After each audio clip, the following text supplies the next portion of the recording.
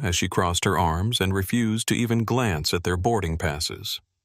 What she didn't know was that those two young men in hoodies weren't just passengers. They were the sons of the man who owned the entire airline. And in exactly 4 minutes, one phone call would ground every single plane in the fleet. The alarm buzzed at 4:30 a.m. in the quiet Baltimore suburb, but Devin Rodriguez was already awake, staring at the ceiling of his childhood bedroom. At 28, he still felt the weight of expectations every time he walked into a room, the silent question mark that followed him everywhere, despite his Harvard MBA and his position on 3 nonprofit boards. The December frost painted delicate patterns on the window, and somewhere in the house he could hear his father Miguel moving around, probably already dressed in one of his perfectly pressed suits, preparing for another day of running Apex Aviation Holdings. Devin rolled out of bed and pulled on his favorite vintage hoodie, the one with the faded Wu-Tang logo that his younger brother Isaiah had given him for Christmas 3 years ago. It was soft from countless washes and comfortable in a way that expensive suits never quite managed to be. He caught his reflection in the mirror and paused, remembering the conversation he'd had with his father just last week about this trip to Tokyo. "You don't have to prove anything to anyone," Mijo Miguel had said, his deep voice carrying that particular tone he used when he was trying to be gentle but firm at the same time. "But I understand why you need to try." The thing was, Devin had been proving himself his entire life, ever since that day in 10th grade, when a teacher had asked him if he was in the right classroom, her eyes scanning his face with barely concealed doubt. He'd learned early that being Miguel Rodriguez's son opened doors, but it also painted targets, made people assume he hadn't earned anything on his own merit. So he'd made a choice years ago to fight his own battles first, to call his father only when absolutely necessary, to build his own reputation, brick by carefully laid brick. Isaiah's bedroom door creaked open down the hall, followed by the sound of his younger brother's feet padding across the hardwood floors. At 24, Isaiah was everything Devin sometimes wished he could be. Unafraid of judgment, comfortable in his own skin, more concerned with his art than with corporate politics. Where Devin wore the weight of expectation like a heavy coat, Isaiah moved through the world with an easy confidence that came from knowing exactly who he was and not particularly caring what anyone else thought about it. "You ready for this circus?" Isaiah asked, appearing in Devin's doorway wearing an oversized streetwear hoodie and dark jeans that had definitely seen better days.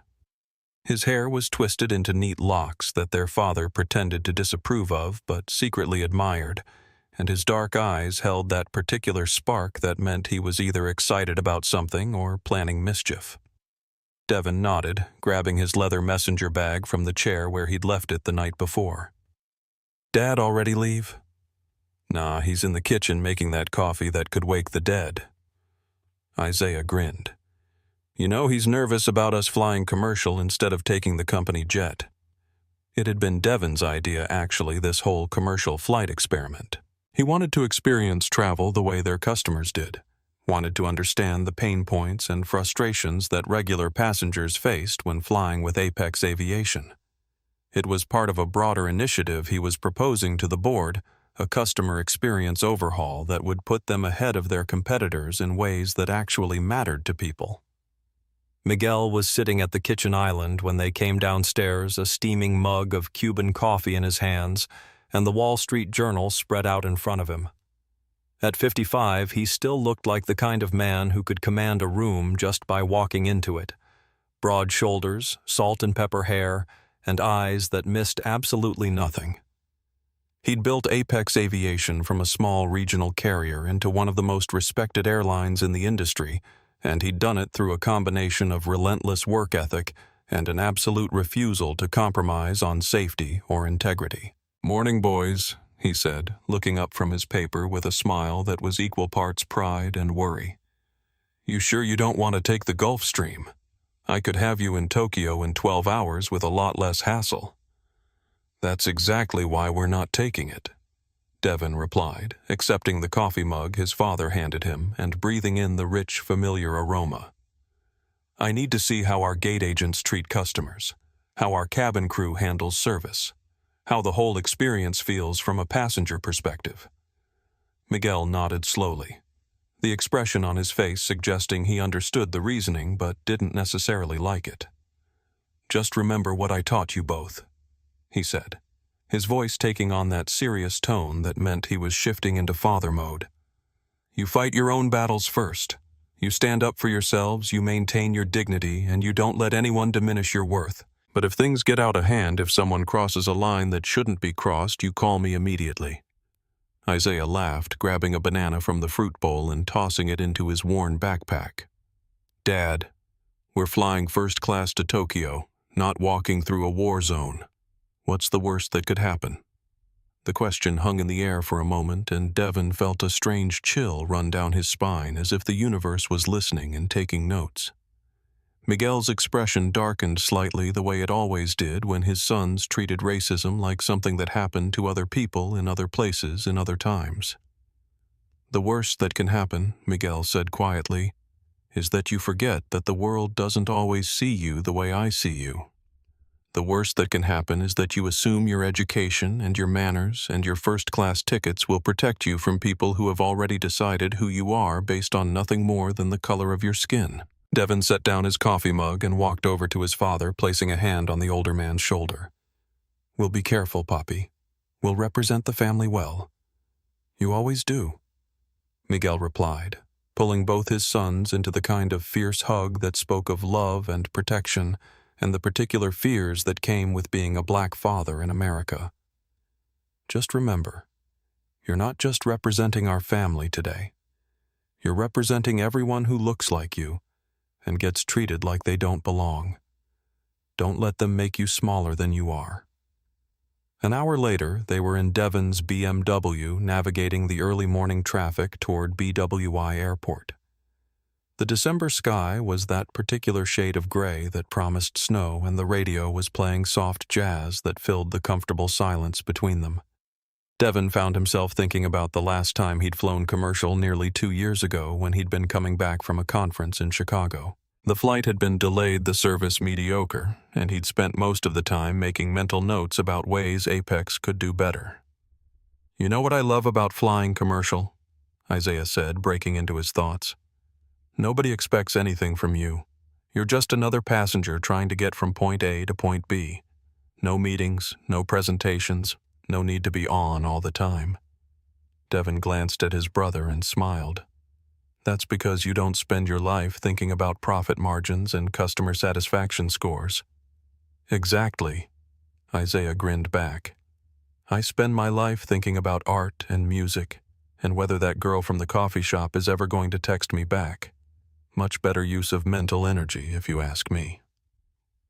The Baltimore-Washington International Airport was already bustling with activity when they arrived, despite the early hour. Holiday travel season was in full swing, and the terminal hummed with the particular energy of thousands of people all trying to get somewhere else as quickly as possible. Devon paid for parking while Isaiah grabbed their shared backpack from the trunk, the only luggage they were bringing on this trip. "You ready for this?" Devon asked as they walked through the automatic doors and into the organized chaos of the terminal. Isaiah adjusted his backpack and pulled his hood up against the recycled air conditioning. "Born ready, brother. Let's go see how the other half flies." The automatic sliding doors of BWI Airport hissed open with a mechanical sigh, releasing a wave of recycled air that carried the familiar scents of burnt coffee, industrial cleaning products, and the particular brand of stress that seemed to permeate every major travel hub in America. Devon and Isaiah stepped into the terminal, their footsteps echoing against the polished terrazzo floor as they navigated through the early morning crowd of travelers, each person moving with the determined urgency of someone who had somewhere important to be. The December chill followed them inside, and Devon pulled his vintage hoodie a little tighter around his shoulders, unconsciously mirroring his brother's posture, as Isaiah adjusted his own oversized streetwear jacket. To the casual observer, and more specifically to the security personnel whose job it was to scan the crowd for potential threats or disruptions, they looked like exactly the kind of young men who might cause problems.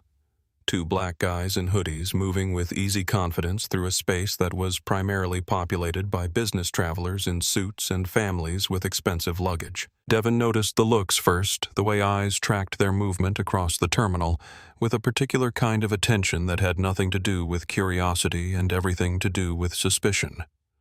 A TSA agent near the security checkpoint followed their progress with his gaze, his hand resting casually on his radio as if he was calculating whether they were worth monitoring.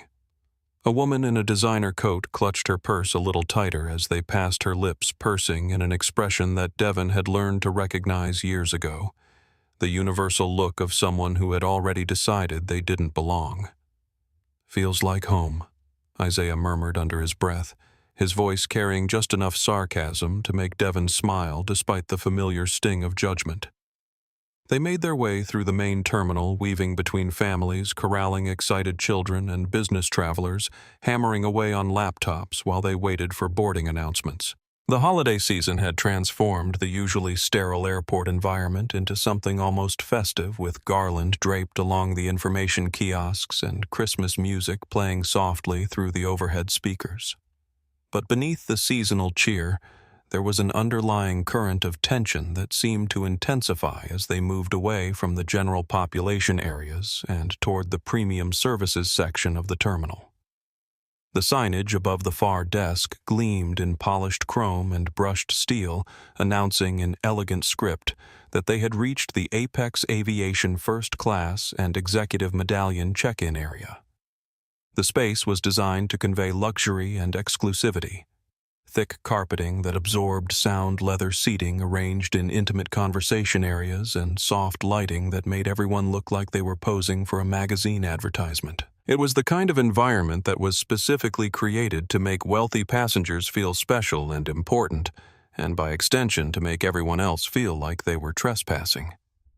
Behind the elevated marble counter stood 3 gate agents, each one dressed in the crisp navy blue uniform, with gold piping that had become Apex Aviation's signature look.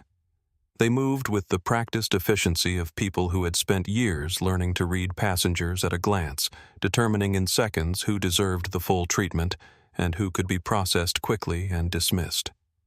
The woman in the center, whose name tag identified her as Cassandra Pierce, looked up as Devon and Isaiah approached, and Devon watched her expression shift almost imperceptibly from professional courtesy to barely concealed suspicion. Cassandra was probably in her mid-40s with platinum blonde hair that had been teased and sprayed into a style that hadn't moved since she'd left her house that morning, and pale blue eyes that seemed to catalog every detail of their appearance with the cold efficiency of a computer scanner.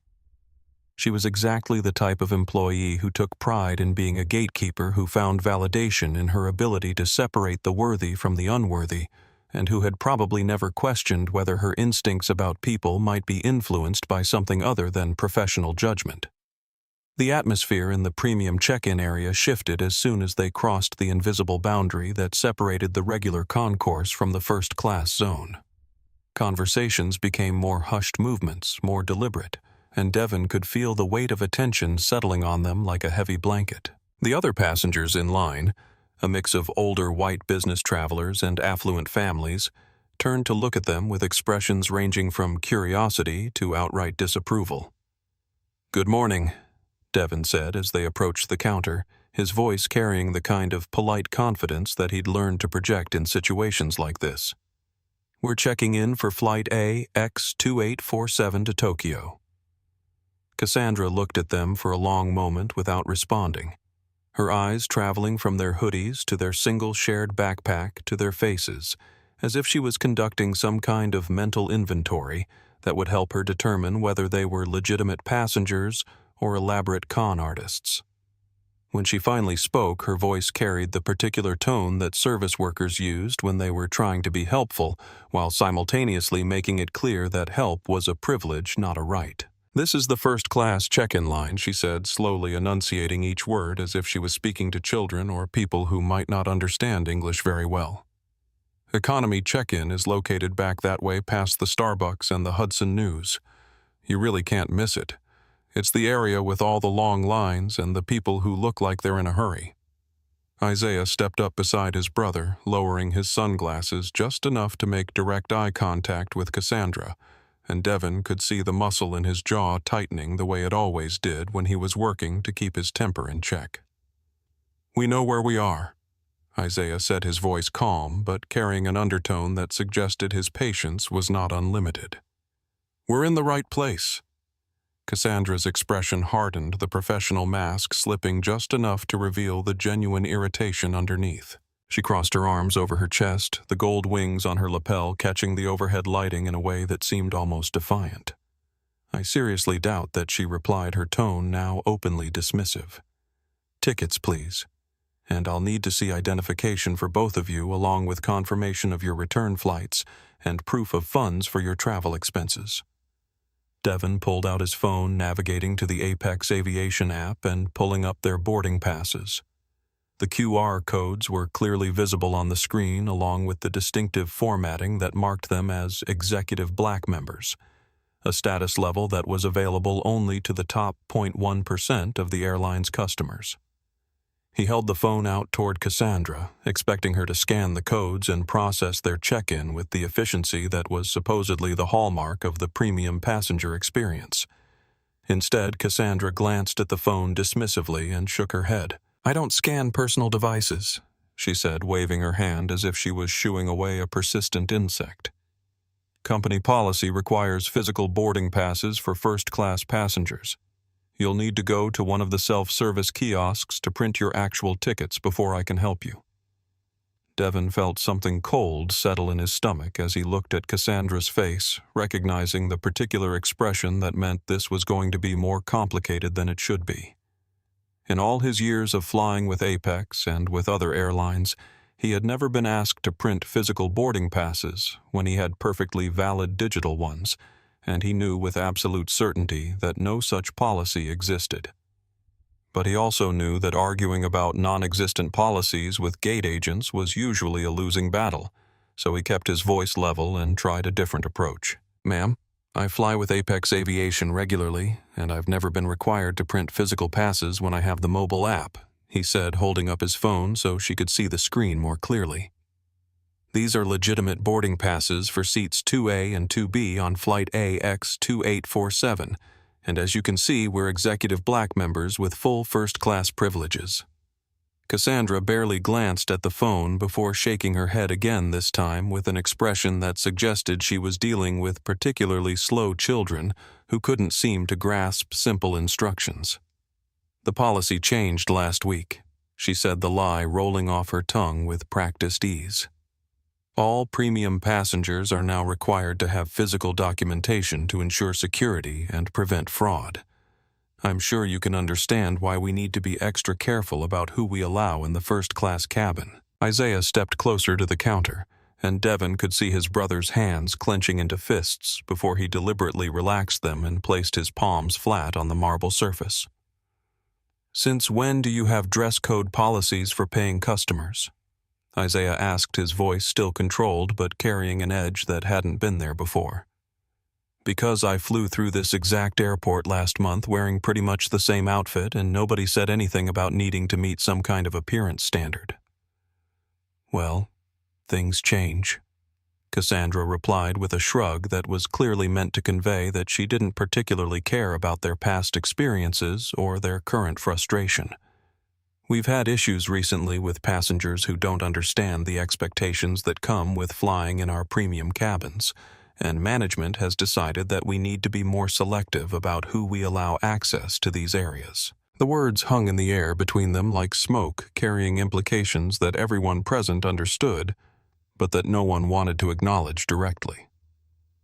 Devon looked around the first-class check-in area and noticed that several other passengers had stopped their own conversations to listen to what was happening at the counter. Some of them looked uncomfortable, as if they were witnessing something that they knew was wrong but didn't know how to address. Others appeared to be enjoying the drama, pulling out their phones to record what was clearly becoming a confrontation. "Look, boys," Cassandra continued, her voice taking on the tone that people used when they were trying to sound reasonable while being completely unreasonable. "I'm going to save us all some time here. You're obviously looking for attention, maybe hoping to create some kind of viral moment. Or maybe you're just confused about where you're supposed to be. But I have actual high-value customers arriving any minute, and I can't have you holding up my line while you play whatever game this is." Devon felt his father's voice echoing in his head. "You fight your own battles first," and made a conscious decision to try one more time before this situation escalated beyond the point of return. "Cassandra," he said, reading her name tag and using her name deliberately to establish some kind of human connection. "I understand that you have procedures to follow, but we're not trying to cause any problems. We just want to check in for our flight like any other passengers. Can you please just scan our boarding passes so we can get through security and get to our gate?" "I will not." Cassandra snapped, her professional facade finally cracking completely to reveal the anger and frustration underneath. "I am not going to let you stand here and try to scam a free upgrade or whatever scheme you're running. You are not flying first class today, not on my shift and not through my counter. Now I need you to move along before I call security to remove you from this area." Behind them, a man in a perfectly tailored suit cleared his throat, impatiently checking his expensive watch with the kind of exaggerated gesture that was meant to communicate his displeasure at having his time wasted. "Excuse me," he said, directing his words at Cassandra, but making sure his voice was loud enough for everyone in the area to hear. "Is there some kind of problem here? I have a very important meeting in Tokyo, and I really can't afford to miss this flight because of whatever this is." Cassandra's entire demeanor changed in an instant, the scowl melting away to be replaced by the kind of warm, syrupy smile that she reserved for passengers who looked like they belonged in her definition of first class. "I'm so sorry for the inconvenience, Mr. Henderson," she said clearly, recognizing him as someone important enough to deserve her full attention. "I'm just clearing up a small misunderstanding with these gentlemen, and I'll have you processed and on your way in just one moment." She turned back to Devon and Isaiah, and her expression hardened again as she gestured toward the main terminal area.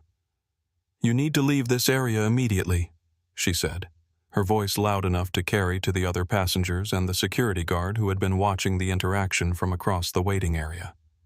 "You are disrupting the first-class check-in process, and if you don't move along right now, I'm going to have to call airport security to escort you out."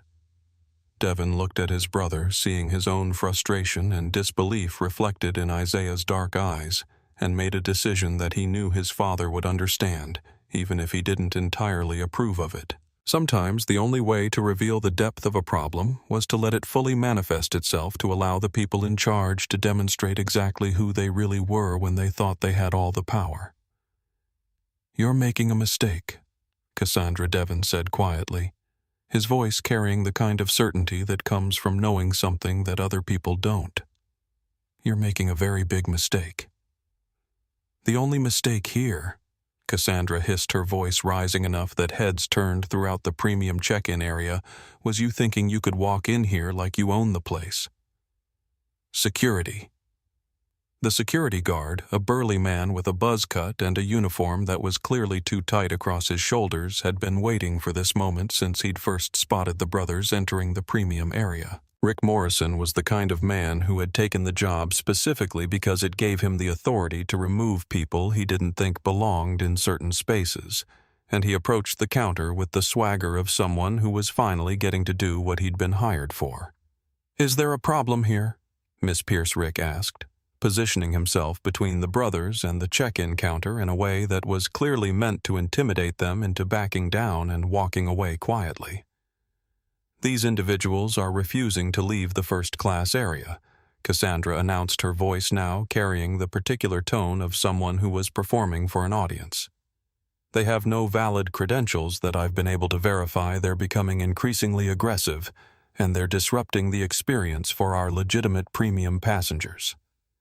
Isaiah laughed, a sound that was completely devoid of humor. "Aggressive," he repeated, looking around at the crowd that had gathered to watch the confrontation unfold.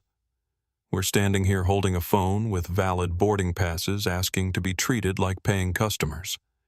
If that's your definition of aggressive, then I think you might need to recalibrate your understanding of the word."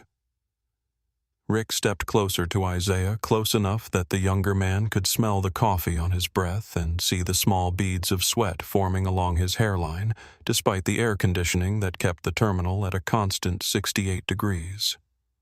The security guard's hand moved to rest casually on his belt where his radio and pepper spray hung like silent threats, and Devon could see that his brother was fighting every instinct he had to push back against the obvious intimidation. "Sir, I need you to step back from the counter," Rick commanded, his voice carrying the particular authority that came from wearing a uniform and having the backing of airport security protocols.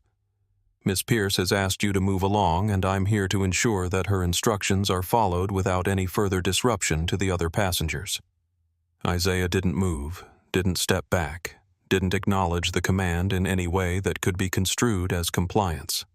Instead, he reached up slowly and deliberately removed his sunglasses, revealing eyes that were sharp with intelligence and simmering with the kind of anger that came from a lifetime of being treated as if he didn't belong in spaces that his family's money had helped to build.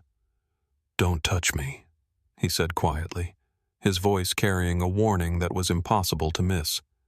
"I said, step back," Rick barked, and before either brother could react, he placed both hands on Isaiah's chest and shoved him backward hard enough that the younger man stumbled and nearly lost his balance. The sound of the confrontation, the grunt of surprise from Isaiah, the scrape of shoes against polished floor, the collective gasp from the watching passengers, seemed to echo through the premium check-in area like a gunshot. The scuffed leather backpack that Isaiah had been carrying slipped from his shoulder and hit the floor with a heavy thud, its contents shifting and settling as it came to rest near the base of the marble counter. Devon immediately stepped between his brother and the security guard, his hands raised with palms open in the universal gesture of someone trying to de-escalate a volatile situation. "Whoa, whoa, whoa," Devon said, his voice calm but firm as he looked directly at Rick's face. "There's no need for any physical contact here. We're not threatening anyone. We're not causing any real disruption, and we're certainly not doing anything that justifies putting your hands on my brother." Rick's face flushed red with a combination of adrenaline and embarrassment at being called out in front of an audience, and Devon could see the security guard's hand twitching toward his radio as if he was calculating whether the situation warranted calling for backup. "You need to control your friend here," Rick said, jabbing a finger toward Isaiah, who was straightening his hoodie and picking up the backpack with movements that were deliberately slow and controlled. "He's not my friend. He's my brother," Devon replied, "and he doesn't need to be controlled because he hasn't done anything wrong. Neither of us has. We came here to check in for a flight that we paid for with tickets that are completely legitimate, and instead of receiving the customer service that any passenger deserves, we've been subjected to accusations, assumptions, and now physical assault." Cassandra had been watching this exchange with growing agitation, and Devon could see that she was beginning to realize that her attempt to quietly make them go away was turning into exactly the kind of public spectacle that airport management generally tried to avoid. But instead of backing down or trying to find a reasonable solution, she doubled down on her position with the kind of stubborn determination that comes from knowing that admitting a mistake would mean acknowledging that she had been wrong about everything. "I'm flagging your reservation," Cassandra announced triumphantly, her fingers flying across her keyboard with practiced efficiency. "I'm marking both of you as disruptive passengers, and I'm noting in your files that you were uncooperative with security personnel and created a disturbance in the premium passenger area." Devon felt something shift inside him, a switch flipping from patience to something much more dangerous. "You really want to do that, Cassandra?" he asked, his voice still quiet but carrying a new edge that made several nearby passengers stop their conversations and turn to listen. "You really want to put it in writing that you refused to serve two paying customers who were doing nothing more than asking to be treated with basic respect?" "Watch me," she said, hitting the enter key with a flourish that was clearly meant to demonstrate her authority and finality. "There. It's done. You won't get through TSA security, you won't be boarding any flights today, and if you continue to cause problems, I'll have airport police remove you from the building entirely. The crowd that had gathered around the check-in counter was growing larger and more restless, with some passengers pulling out their phones to record what was clearly becoming a significant confrontation. Devon could see that several people were live-streaming the incident on social media, and he knew that within minutes, video of their encounter with Cassandra would be circulating on Twitter and Facebook and TikTok, probably with hashtags about discrimination and airline customer service failures. Isaiah grabbed Devon's arm, his voice tight with frustration and barely controlled anger. "This is insane, Dev. She just flagged our tickets based on absolutely nothing. We call Dad right now, we end this whole thing, and we make sure she never works in this industry again." But Devon shook his head, his jaw set with determination that his brother recognized from their childhood, the expression that meant Devon had made a decision and was going to see it through regardless of the consequences. "Not yet," he said quietly. "I want to see how far this goes. I want to see exactly how broken this whole thing really is." They gathered their belongings and walked away from the counter, the eyes of the premium passengers burning into their backs as they made their way toward the main terminal and the TSA security checkpoint. Devon could hear Cassandra behind them already turning her attention back to Mr. Henderson with effusive apologies for the delay and promises that this kind of disruption would never happen again. She flagged the tickets, Isaiah said as they joined the line for TSA pre-check. "The computer system is going to flag us as security risks, and they're not going to let us through." Devon pulled out his phone and checked their boarding passes, noting that the QR codes were still valid, and that nothing on the screen indicated any kind of security flag or travel restriction. "She put a note on our reservation," he said, "but she doesn't have the authority to actually cancel our tickets. That requires a different level of clearance, and she's just a gate agent, not a supervisor or a station manager." As predicted, when they reached the front of the security line and scanned their phones at the automated kiosk, the light turned red and an alert message appeared on the screen. The TSA agent, a young man who looked like he'd rather be anywhere else in the world than dealing with whatever drama was unfolding in front of him, frowned at his computer monitor and waved them over to a side desk. "Boarding pass error," the agent said, squinting at his screen with the expression of someone who was reading information that didn't make a lot of sense. "Says here that agent denied boarding due to aggressive behavior. What exactly did you guys do back there?" Devon leaned forward slightly, keeping his voice conversational and friendly. "Take a look at the name on the ticket," he said, "and then take a look at the passenger status code." The TSA agent's expression changed as he read the information more carefully, his eyebrows rising as he took in the names Devon Rodriguez and Isaiah Rodriguez, followed by the carrier code that indicated executive black status and priority boarding privileges. He looked up at Devon, then back at the screen, then up at Isaiah, clearly trying to process what he was seeing. "Rodriguez," the agent said slowly, his voice dropping to barely above a whisper. "As in Miguel Rodriguez. As in the guy who owns Apex Aviation." Devon nodded, watching as understanding dawned on the young man's face. "The lady at the first-class counter. Cassandra Pierce decided she didn't like our hoodies," he said simply. "She wouldn't scan our boarding passes. She made up policies that don't exist, and when we asked to be treated like paying customers, she called security and had my brother physically assaulted." The TSA agent shook his head in disbelief, typing rapidly on his keyboard to input a manual override code that would clear the security flag and allow them to proceed to their gate. "I didn't see any aggressive behavior," he said, his voice carrying the tone of someone who was making sure his position was clearly documented. "You gentlemen have a good flight, and I'm sorry about whatever happened back there." "Not your fault," Devon said, accepting their IDs back and collecting their belongings to proceed through the security checkpoint. "But do me a favor. Keep that disruptive passenger note on file exactly as she entered it.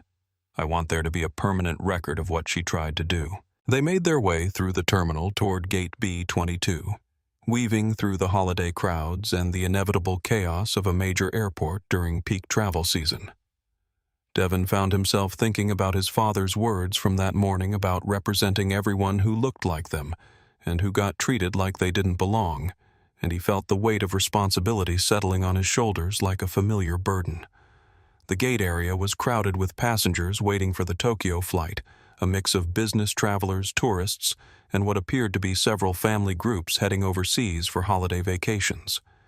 Devon and Isaiah found seats near the window and settled in to wait for the boarding announcement, but Devon's attention was immediately drawn to the gate podium, where a familiar figure was busy organizing boarding passes and checking passenger manifests. Cassandra Pierce had left her position at the premium check-in counter and was now stationed at their departure gate wearing the same Navy uniform, but with an additional badge that identified her as the lead gate agent for their flight.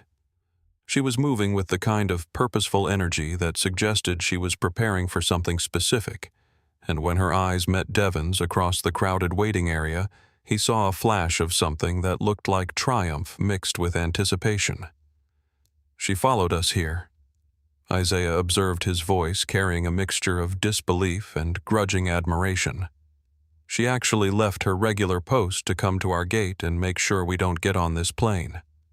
Devon was studying Cassandra's movements, watching as she consulted her computer screen and made several phone calls that seemed to involve checking passenger information and seat assignments. Something about her behavior was bothering him, an instinct that had been developed through years of analyzing business operations and identifying problems that weren't immediately obvious on the surface. "This isn't just about us looking like we don't belong," Devon said quietly, pulling out his phone to check their seat assignments on the Apex Aviation app. "There's something else going on here. She's too focused, too invested in making sure we specifically don't board this flight." The boarding announcement crackled over the gate area's speakers, but instead of the usual invitation for first-class passengers to begin boarding, Cassandra's voice carried a different message entirely. "Ladies and gentlemen, we're experiencing a slight delay with Flight A, X2847 to Tokyo, due to a security situation that requires resolution before we can begin the boarding process. We appreciate your patience and will provide updates as soon as possible." A collective groan went up from the passengers, and Devon could see people checking their watches and pulling out phones to call about missed connections and delayed meetings. But his attention was focused on Cassandra, who had picked up the gate phone and was speaking in urgent, hushed tones to someone on the other end of the line. "Airport security. This is Cassandra Pierce at gate B22. She was saying, her voice carrying just far enough for Devon to catch fragments of the conversation. "I need immediate assistance with 2 individuals who have breached security protocols and are attempting to board a flight they're not authorized to take. Yes, I've already flagged them in the system, but they somehow got through TSA screening anyway." Isaiah started to stand up. His face flushed with anger, but Devon grabbed his brother's arm and pulled him back down into his seat. "Wait," he said quietly. "Let her keep talking. Let her dig this hole as deep as she wants to dig it." Within minutes, 2 airport police officers appeared at the gate, flanked by the same security guard who had pushed Isaiah earlier. Rick Morrison looked like he was enjoying this second opportunity to assert his authority, and he pointed directly at the brothers as he spoke to the officers in voices that were clearly meant to be overheard by the other passengers. "Those are the 2 I was telling you about," Rick said loudly. "They were causing problems at the first-class check-in, making threats, refusing to follow instructions. The gate agent tried to handle it quietly, but they're back here now trying to force their way onto a flight they have no business being on." Officer Miller, a middle-aged man with the tired expression of someone who had dealt with too many airport disputes, approached their seats with his partner close behind. "Gentlemen," Miller said, his voice professionally neutral, "I need you to come with us to discuss the situation that occurred earlier this morning." Devon looked up at the officer, keeping his hands visible and his voice calm and respectful. "Officer, we have valid tickets for this flight. We paid for our seats. We went through security screening without any issues, and we've been sitting here quietly waiting to board. What exactly is the situation that needs to be discussed? The airline has the right to refuse service to passengers who pose a security risk or who have been disruptive." Miller recited clearly, delivering a response he had given many times before. "If the gate agent says you can't fly, then you can't fly. I don't make the rules, I just enforce them." Cassandra stepped forward, her voice carrying across the gate area as she addressed the officers and the growing crowd of passengers who were now openly staring at the confrontation. These two individuals attempted to fraudulently obtain first-class seats this morning. She announced, her tone suggesting that she was revealing information of vital importance to airport security. When I refused to process their fake boarding passes, they became belligerent and had to be physically restrained by security personnel. Fake boarding passes. Isaiah said, his voice rising with incredulous anger. Lady, these are legitimate tickets purchased through your own airline's reservation system. We have confirmation numbers, payment receipts, and executive black status that your own computer system can verify in about 30 seconds. But Cassandra shook her head with the confidence of someone who believed she held all the cards. The boarding passes show seat assignments that have already been given to other passengers, she said. Seats 2A and 2B are currently occupied by Mr. and Mrs. Stanton, who have been our valued customers for over 15 years and who have the proper documentation to prove their reservations. Devin felt something click into place in his mind, the missing piece of a puzzle that suddenly made Cassandra's behavior make perfect sense. He pulled out his phone and navigated to the Apex Aviation app, checking their original seat assignments against the current flight manifest, and what he found there made his blood run cold with anger. "Show me the Stantons." Devin said, his voice quiet, but carrying an edge that made Officer Miller take a half-step backward. "Show me these valued customers who somehow ended up in the seats that we reserved 3 weeks ago." Cassandra pointed toward the boarding area, where an older couple was indeed sitting in the premium boarding section, looking uncomfortable as they watched the confrontation unfold. The man was probably in his 60s, wearing a polo shirt and khakis that suggested he was traveling for leisure rather than business, and the woman beside him kept glancing nervously between the officers and the gate agent. "Mr. and Mrs. Stanton." Cassandra called out, her voice carrying across the gate area. "Could you please show these officers your boarding passes for seats 2A and 2B?"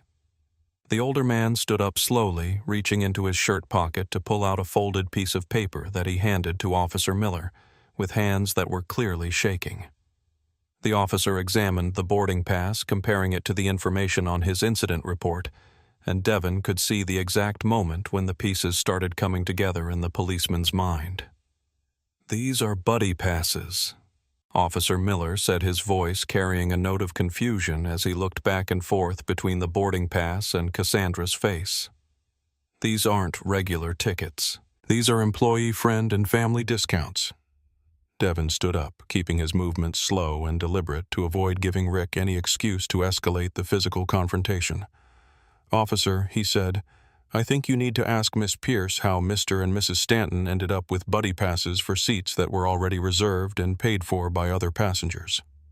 The silence that followed Devin's question seemed to stretch out forever, filling the gate area with a tension so thick that even the background noise of the terminal seemed to fade away. Cassandra's face had gone pale except for 2 bright spots of color high on her cheekbones, and Devin could see her mind racing as she tried to calculate how much trouble she was actually in and whether there was any way to talk her way out of it. Officer Miller was examining the Stantons' boarding passes more carefully, and his partner had moved to check something on his computer tablet, probably running the seat assignments through the airport's security database. Mr. Stanton was shifting nervously from foot to foot, clearly understanding that he and his wife had somehow become involved in something much more serious than a simple airline booking error.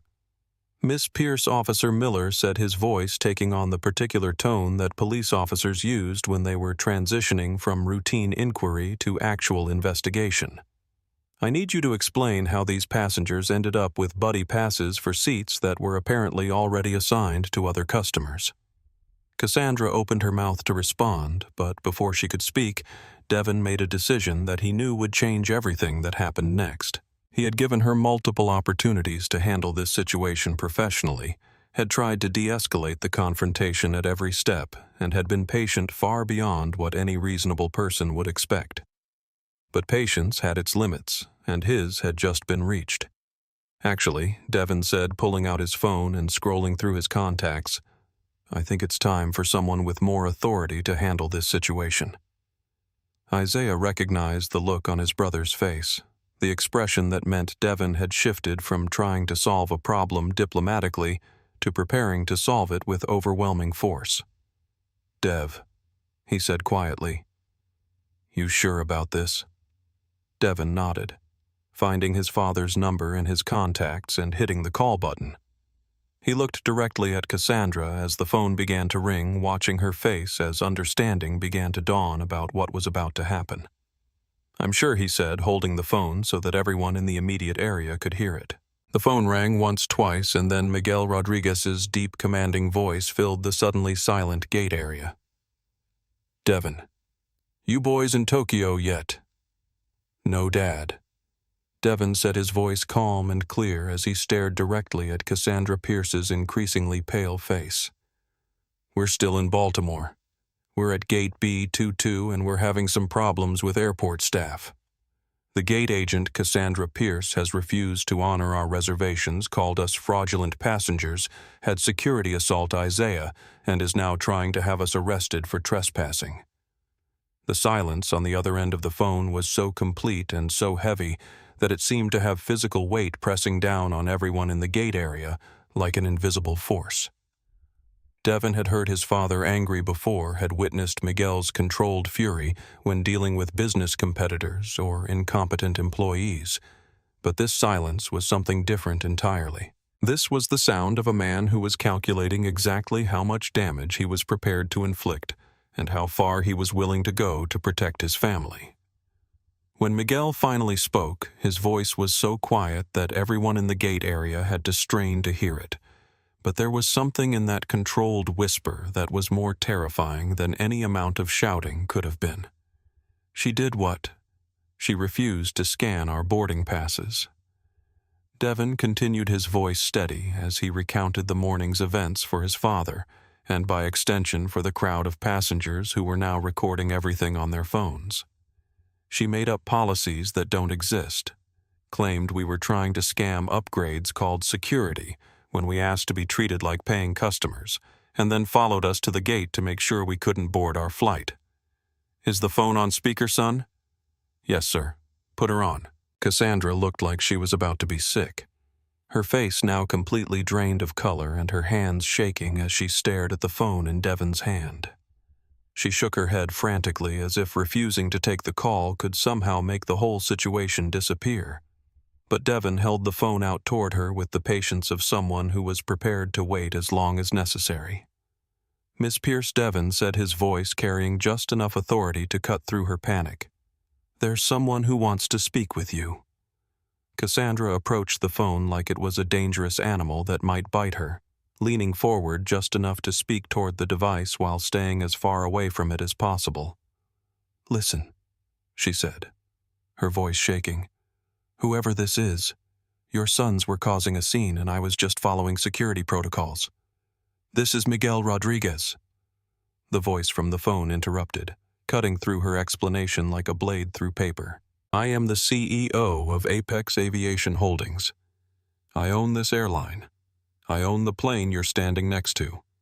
I own the company that manufactured the uniform you're wearing. Who am I speaking to?"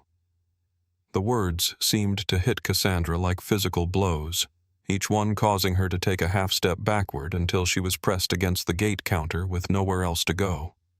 Her mouth opened and closed several times without producing any sound, and Devon could see her mind struggling to process the reality of what was happening to her. "I asked you a question." Miguel's voice continued still quiet, but now carrying an undertone of steel that made it clear his patience was not unlimited. "Who am I speaking to?" "See."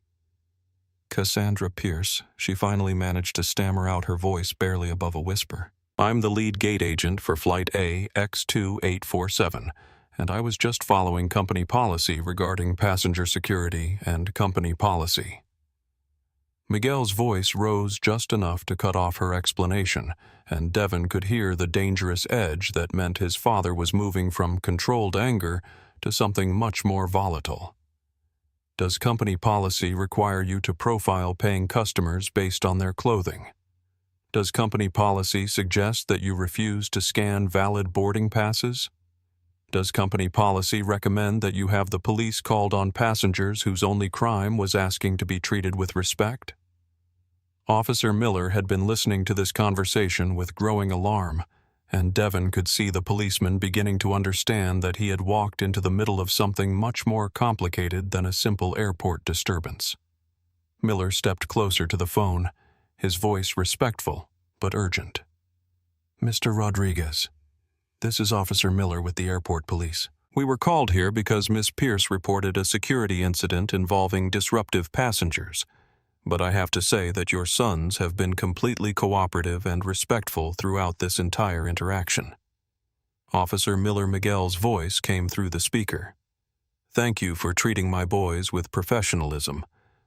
I want you to know that they have not broken any laws, they have not threatened anyone, and they have not destroyed any property." "Is that your assessment as well?" "Yes, sir," Miller replied immediately. "They've been nothing but cooperative from the moment we arrived." "Then, can you explain to me why they're being treated like criminals when they should be treated like the valued customers they are?" Miguel's question hung in the air like smoke, and Devon watched as Officer Miller looked around the gate area, taking in the crowd of passengers with their phones out. The nervous-looking gate agent, who was clearly in over her head, and the two young black men who had somehow become the center of a situation that was rapidly spiraling beyond anyone's control. "Mr. Rodriguez," Officer Miller said carefully, "it appears there may have been some miscommunication or misunderstanding about the boarding passes and seat assignments. Perhaps we can resolve this situation without any further escalation." Miscommunication. Miguel's voice carried a note of incredulous anger that made several passengers near the phone take an involuntary step backward. "Officer, my sons purchased first-class tickets 3 weeks ago. They checked in using the official Apex Aviation mobile app. They have executive black status, which means they are among our most valued customers. And instead of receiving the premium service they paid for, they were profiled, humiliated, and physically assaulted. Does that sound like miscommunication to you?"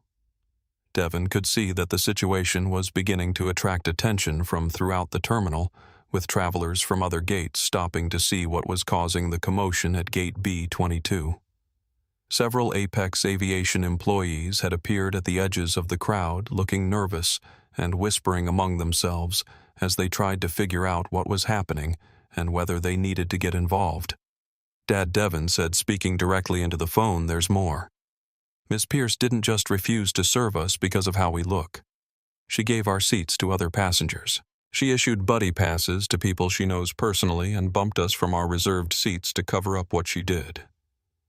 The silence from the phone was even more profound this time, and Devon could practically hear his father's blood pressure rising as the full scope of what had happened became clear. When Miguel finally spoke, his voice was so controlled that it was almost mechanical, the tone of a man who was working very hard not to lose his temper completely. "She did what Officer Miller is holding the boarding passes right now," Devon continued. "Mr. and Mrs. Stanton are sitting in seats 2A and 2B with employee, friend, and family discounts that were issued this morning after we had already checked in. She gave away our seats and then tried to have us arrested when we showed up to claim them." Captain Reynolds Miguel's voice called out, and Devon realized his father must be multitasking, probably looking up flight information and staff assignments while he spoke. "Captain Reynolds, are you at the gate?" The jet bridge door opened and a silver-haired man in an Apex Aviation captain's uniform emerged, looking around the crowded gate area with the expression of someone who was trying to figure out why his routine flight had turned into what appeared to be a media circus. Captain Reynolds was a veteran pilot who had been flying for Apex for nearly 20 years, and he approached the phone with the careful respect of someone who recognized Miguel Rodriguez's voice and understood exactly how serious this situation had become. Mr. Chairman Reynolds said, leaning toward the phone, "This is Captain Reynolds. I understand we have a situation here that's preventing us from beginning our boarding process." "Captain, how long have you been flying for me?" 23 years, sir, since before the merger." Good. Then you know I don't make threats lightly, and you know that when I give you an order, I expect it to be followed immediately and without question. Reynolds straightened up, his military training evident in his posture as he prepared to receive instructions from his ultimate superior. Yes, sir. You are not to begin boarding, Miguel said, his voice carrying the absolute authority of someone who was accustomed to having his orders followed without debate. You are not to start the engines. You are not to push back from the gate. That aircraft does not move until I personally give you permission. Sir Reynolds said carefully, We have 300 passengers booked on this flight, including several dozen connecting through Tokyo to other destinations. If we delay much longer, we'll miss our departure window and could be grounded for hours due to weather patterns over the Pacific. Captain Miguel's voice cut through the explanation like a knife. I am grounding that aircraft. Effective immediately, Flight AX-2847 is out of service. Begin disembarking all passengers. The collective gasp that went through the gate area was audible even over the general noise of the terminal, and Devon watched as the reality of what his father had just ordered began to sink in among the 300 people who had been expecting to fly to Tokyo. Passengers started pulling out their phones to call hotels and reschedule meetings, and the volume of angry voices began to rise as people realized that their travel plans had just been completely disrupted. Disembark. Captain Reynolds repeated, his voice rising with disbelief. Sir, that's going to cost hundreds of thousands of dollars in rebooking fees, hotel accommodations, and missed connections. The logistical nightmare alone. I will not have my airline operated by people who think my own children aren't good enough to sit in the seats they paid for.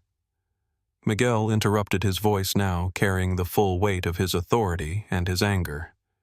If my sons can't fly on that plane, then nobody flies on that plane. Ground it. Reynolds looked around the gate area, taking in the faces of the passengers who were beginning to understand that they were witnessing something unprecedented in commercial aviation. His shoulders sagged as he realized that arguing with Miguel Rodriguez was not only futile, but potentially career-ending. Understood, Sir Reynolds said quietly. He turned to face the crowd of increasingly agitated passengers. Ladies and gentlemen, I regret to inform you that Flight AX-2847 to Tokyo has been canceled by direct order of the chairman. We will be beginning the disembarkation process immediately, and our customer service team will be working to accommodate all passengers on alternative flights. The sound that erupted from the gate area was unlike anything Devon had ever heard before. 300 people simultaneously realizing that their carefully planned trips had just been destroyed by a situation they didn't fully understand. Voices rose in anger and frustration, with passengers demanding explanations and threatening legal action, while others frantically tried to make alternative travel arrangements on their phones. "This is insane," shouted a woman in an expensive business suit, pushing through the crowd toward the gate counter. "I have a board meeting in Tokyo tomorrow morning. You can't just cancel a flight because of some kind of personal dispute." "I paid $12,000 for my ticket," added a man in a cashmere coat, his voice carrying the particular outrage of someone who was accustomed to getting what he paid for. "I demand to speak to a supervisor immediately." Devon looked at Isaiah, seeing his own mixture of satisfaction and concern reflected in his brother's face. This was justice, certainly, but it was also affecting hundreds of innocent people who had nothing to do with Cassandra Pierce's prejudice and theft. He spoke into the phone, his voice quiet enough that only his father could hear. "Dad, these passengers didn't do anything wrong." "Are you sure about this?" "I'm not done yet, son," Miguel replied, and Devon could hear the sound of typing in the background, suggesting that his father was already working on multiple fronts to address the situation. "Is Arthur Pendergast there yet?" As if summoned by the mention of his name, Arthur Pendergast came running down the concourse toward Gate B-22, his face flushed with exertion and his shirt already showing signs of stress-induced perspiration despite the terminal's air conditioning. As the station manager for BWI Airport, Pendergast was responsible for all Apex aviation operations at the facility, and the emergency notification he had received on his pager 15 minutes ago had sent him into a state of controlled panic that was now threatening to become uncontrolled. Mr. Rodriguez Pendergast gasped as he skidded to a halt in front of the brothers. His breathing labored from his sprint across the terminal. "Devin Isaiah, I am so incredibly sorry.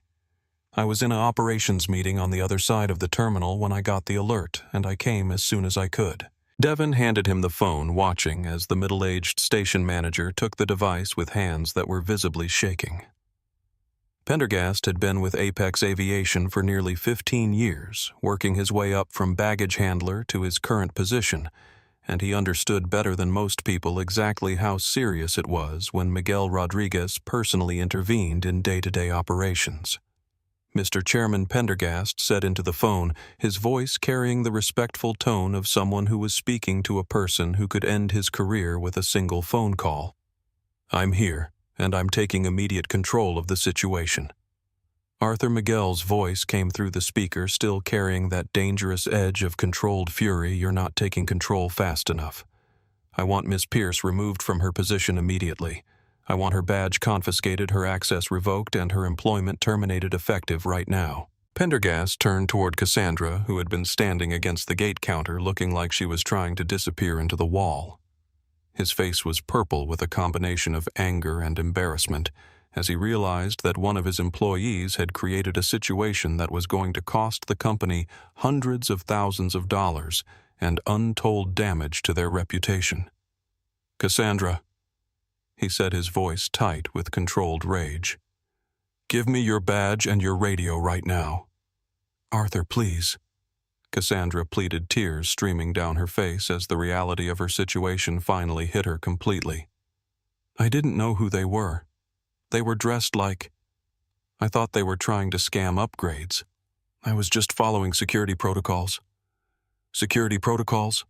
Pendergast's voice cracked as he struggled to maintain some semblance of professional composure. "What security protocol requires you to refuse service to paying customers? What protocol allows you to give their seats away to your friends and then call the police when they show up to claim what they paid for?" He snatched the badge and radio from her hands, his movements sharp with anger and frustration. "You're done, Cassandra. Clean out your locker and get off my airport." But Miguel's voice from the phone indicated that terminating Cassandra was only the beginning of what was going to be a much more comprehensive response. "Arthur, I want you to listen to me very carefully. I am looking at the passenger manifest for flight AX2847, and I'm seeing some interesting patterns in the booking data that suggest Miss Pierce has been running this scam for quite some time." Pendergast pulled out his tablet and began accessing the airline's internal systems, his fingers moving rapidly across the screen as he pulled up booking records and passenger data. What he found there made his face go even paler than it already was. Mr. Chairman Pendergast said quietly, "I'm seeing multiple instances over the past 18 months where premium seats were reassigned at the last minute to buddy pass holders, always with Miss Pierce as the issuing agent. It looks like she's been systematically bumping paying customers and selling their seats under the table. How much money are we talking about?" Arthur Pendergast was quiet for several moments as he ran calculations on his tablet, cross-referencing seat prices with booking dates and passenger profiles. When he finally spoke, his voice was barely above a whisper. "Conservatively, she's probably stolen at least $50,000 in upgrade fees over the past year and a half. But the real cost is going to be in the lawsuits from passengers who were illegally bumped from flights they had paid for." Devin could see that the crowd of passengers was growing increasingly restless, with many of them starting to understand that they were witnessing something much more significant than a simple flight cancellation. Phone cameras were recording every word of the conversation, and he knew that by evening this entire incident would be trending on social media platforms around the world. Dad Devin said, speaking directly into the phone, "What about the other passengers? These people didn't do anything wrong, and they're the ones who are paying the price for this mess." Miguel was quiet for a moment, and Devin could hear the sound of multiple phone conversations happening in the background, suggesting that his father was already mobilizing the company's resources to address the broader implications of the situation. Arthur Miguel said, "Finally, here's what's going to happen. Every passenger on that manifest is going to be rebooked on the next available flight to Tokyo at no additional charge regardless of their original ticket class. Anyone who was flying economy gets upgraded to business class. Anyone who was in business class gets upgraded to first class. Hotel accommodations, meal vouchers, and transportation are on us until we can get them where they need to go." Pendergast was frantically typing notes on his tablet, trying to keep up with the instructions that were going to cost the company a significant amount of money, but would hopefully prevent an even more expensive public relations disaster. Additionally, Miguel continued, "I want every gate agent and customer service representative at BWI to attend mandatory bias training within the next 30 days. Not online training, not a video seminar, but actual in-person sessions with qualified instructors who can help them understand that treating customers with dignity and respect isn't just good business practice, it's basic human decency." Devon watched as several other Apex Aviation employees who had gathered around the gate began to nod in agreement, their faces showing a mixture of embarrassment about what had happened and relief that the company was taking concrete steps to prevent similar incidents in the future. Mr. Chairman Pendergast said, "I'll implement all of those changes immediately. But I have to ask, what about Miss Pierce?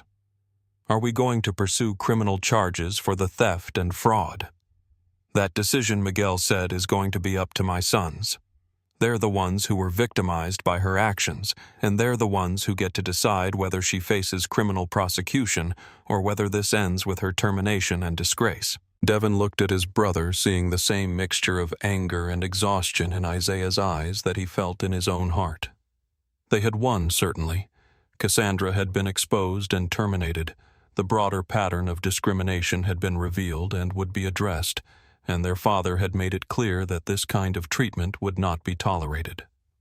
But the victory felt hollow in a way that Devon hadn't expected, tainted by the knowledge that 300 innocent passengers had been caught in the crossfire. Officer Miller Devon said, turning to the policeman who had been standing quietly throughout Miguel's phone conversation, "What exactly would Miss Pierce be charged with if we decided to press charges?"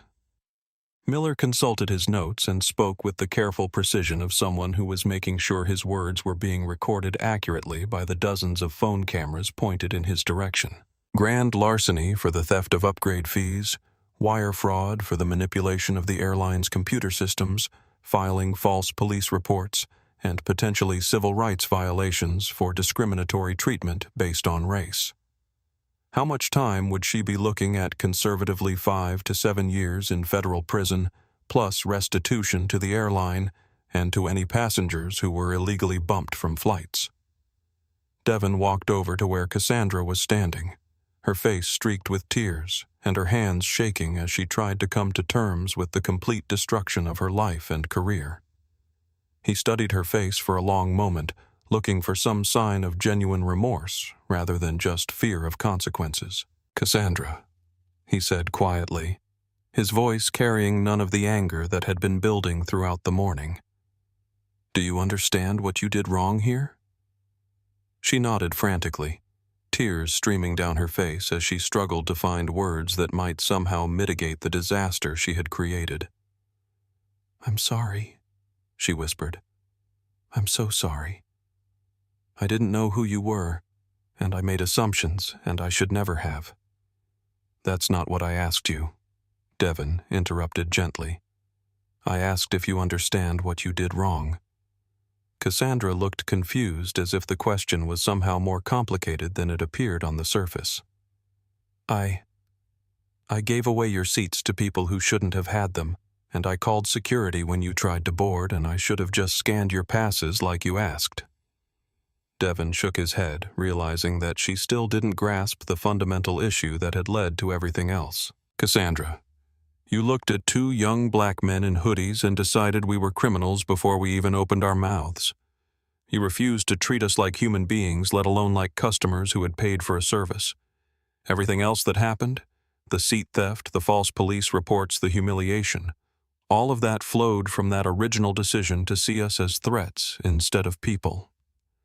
Isaiah stepped up beside his brother, his voice calm, but carrying an edge that suggested his anger was far from resolved. The money you stole, the scam you were running. That's just criminal behavior that any prosecutor can address.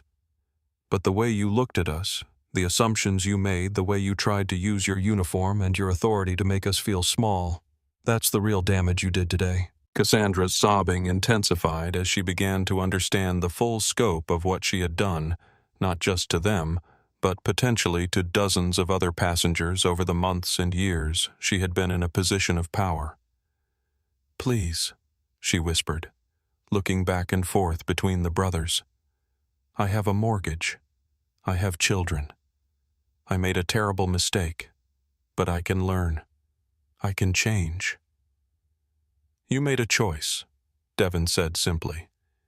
"You chose to see us as less than human, and then you chose to cover up your criminal behavior by doubling down on that dehumanization. Those weren't mistakes, Cassandra. Those were decisions." He looked at Officer Miller, who was waiting patiently for instructions about whether to proceed with arrests or to close the incident report as a civil matter. "Officer, we're not going to press criminal charges. Miss Pierce has lost her job, her reputation, and any chance of working in the airline industry again. That's consequence enough for us." Miguel's voice came through the phone speaker carrying a note of surprise. "Devin, are you sure about that? What she did was criminal, and she needs to face the full consequences of her actions. Dad putting her in prison doesn't solve the real problem here," Devin replied. "The real problem is that she's probably not the only employee who thinks it's acceptable to treat customers this way. The real solution is making sure that everyone who works for us understands that dignity and respect aren't luxuries that we provide to people who look a certain way.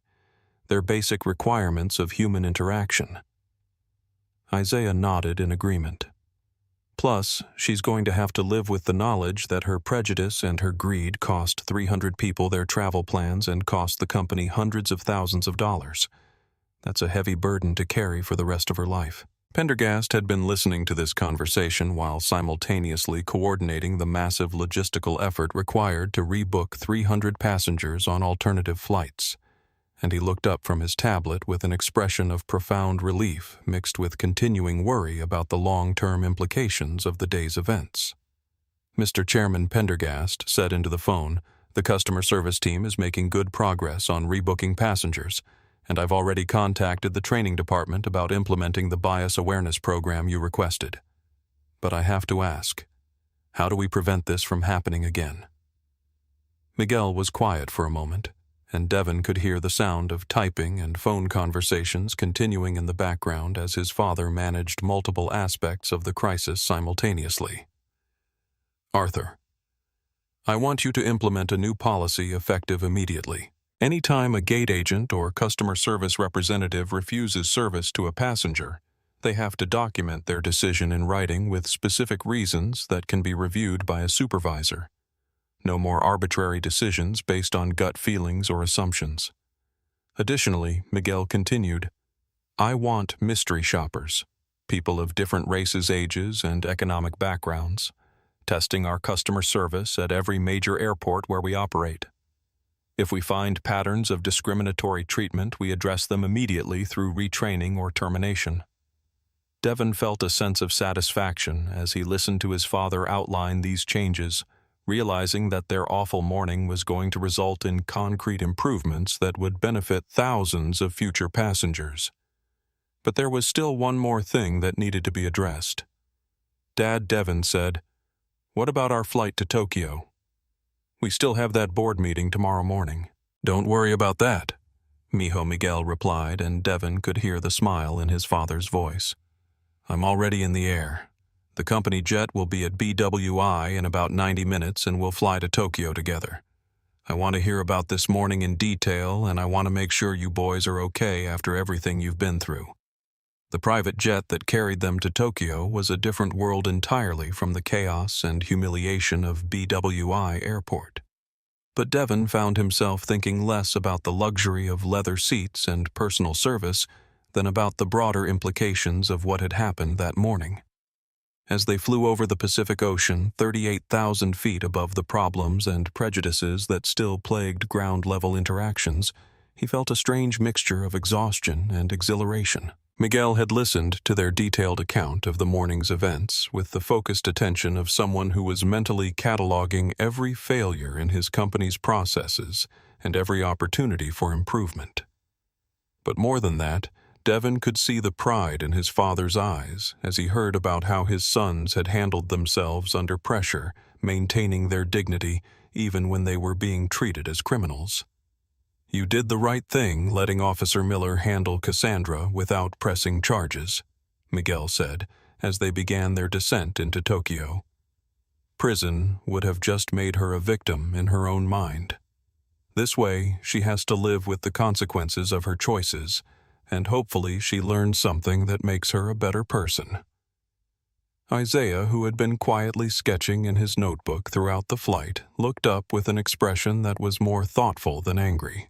"Dad, how many other Cassandras do you think we have working for us? How many other gate agents and customer service reps who think it's okay to treat people like garbage because of how they look?" Miguel considered the question seriously, recognizing that his son wasn't looking for reassurance, but for an honest assessment of the scope of the problem they were facing. "Probably more than I want to believe," he admitted. "But that's going to change starting now. Arthur's bias training program is just the beginning. I want us to become the airline that other companies look to as an example of how to treat customers with dignity and respect, regardless of what they look like or how much money they have." 6 months later, Devon found himself back at BWI Airport, boarding the same flight to Tokyo for another business meeting. But the experience was dramatically different from that December morning when Cassandra Pierce had looked at him and his brother and seen only threats and problems. The gate agent who processed their boarding passes was a young black woman who greeted them with genuine warmth and professionalism, and the entire premium check-in area had been redesigned to be more welcoming and inclusive. The changes went deeper than just personnel and aesthetics. Apex Aviation had partnered with several civil rights organizations to develop what had become known as the Baltimore Protocols, a comprehensive set of guidelines for customer service that had been adopted by airlines across the industry. The company's stock price had actually increased following the implementation of these changes, as passengers responded positively to being treated with consistent respect and dignity.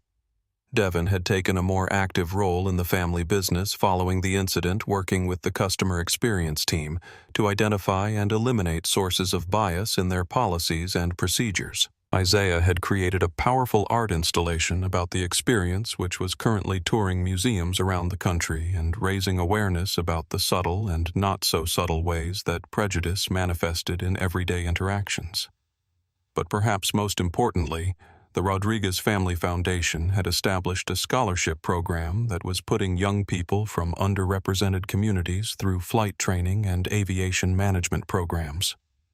Devon smiled as he thought about the first class of scholarship recipients who would be graduating from their programs in just a few months and joining the ranks of pilots, mechanics, and managers who would help ensure that the next generation of travelers would be served by people who understood what it meant to be judged unfairly and who were committed to treating everyone with the dignity they deserved. As their flight lifted off from Baltimore and climbed toward cruising altitude, Devon looked down at the city spreading out below them and thought about all the ways that one terrible morning had ultimately led to positive change. It hadn't been easy, and it certainly hadn't been pleasant, but it had reminded him of something his father had always taught him: that sometimes the most important battles were the ones you didn't want to fight, and that real change required not just pointing out problems, but working persistently to solve them. The captain's voice crackled over the intercom, announcing their expected arrival time in Tokyo and wishing them a pleasant flight. Devon settled back into his seat, pulled out his laptop to review his presentation materials, and smiled at the knowledge that the young black kid in the hoodie sitting a few rows behind him would receive the same respectful service that any other passenger would expect. It was a small victory in the grand scheme of things, But it was also proof that individual actions could create institutional change, and that dignity and respect weren't privileges to be earned, but rights to be protected. The transformation that began with one phone call at Gate B22 had rippled through the airline industry and beyond, touching thousands of lives and creating a new standard for how companies could address bias and discrimination. Devin and Isaiah Rodriguez had walked into BWI Airport that December morning as two young men trying to catch a flight, and they had walked out as catalysts for change that would benefit travelers for years to come. Their story became a case study in business schools and diversity training programs, not just as an example of how quickly situations could escalate when prejudice was allowed to flourish unchecked, but as proof that companies could choose to respond to crises with genuine transformation, rather than just damage control. The Rodriguez protocols became industry standard, and other sectors began implementing similar accountability measures. Most importantly, the incident served as a reminder that change was possible when people chose courage over comfort, when they refused to accept injustice as inevitable, and when they used their power and privilege to lift others up, rather than to protect their own position. It was a lesson that would echo far beyond the aviation industry, inspiring people everywhere to stand up for dignity, demand respect, and never stop believing that a better world was possible. If this story moved you, please like and subscribe to our channel for more inspiring tales of justice, courage, and the power of standing up for what's right. Share your thoughts in the comments below, and let us know about times when you've witnessed or experienced similar situations. Together, we can continue building a world where everyone is treated with the respect and dignity they deserve.